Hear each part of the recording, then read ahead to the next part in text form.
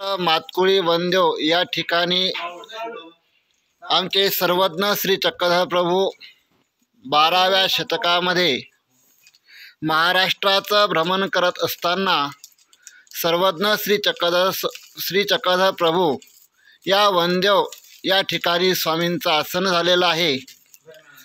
स्वामी ज्यावेळेस स्वामींचं आसन झालं त्यावेळेस सर्वज्ञ श्री चक्रधर प्रभूंच्या सन्निधानामध्ये बाईसा आणि दायंबा होते।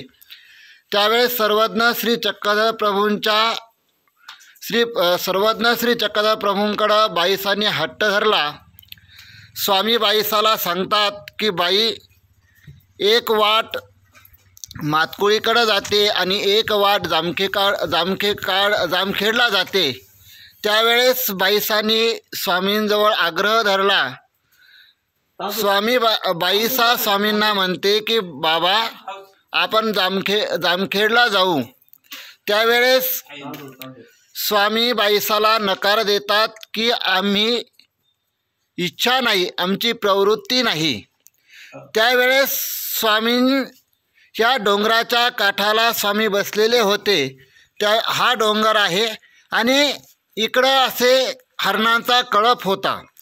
हरणांचा कळपाकडे आमच्या सर्वज्ञ श्री चक्रधर प्रभूंनी कळपाकडे बोट दाखवलं की हरणा होईजेल। त्यावेळेस बाईसा शांत राहिल्या, बाईसा गप्प बसल्या। दायंबानीही स्वामींना सांगितलं। खऱ्या अर्थानं हे जे स्थान आहे ते खूप रमणीय आहे।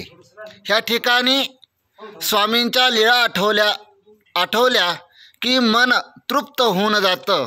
म्हणून सर्वांना विनंती आहे की हे जे श्री क्षेत्र वनदेव, खऱ्या अर्थानं या वनामध्ये आमचे सर्वज्ञ श्री चक्रधर प्रभू राहिले।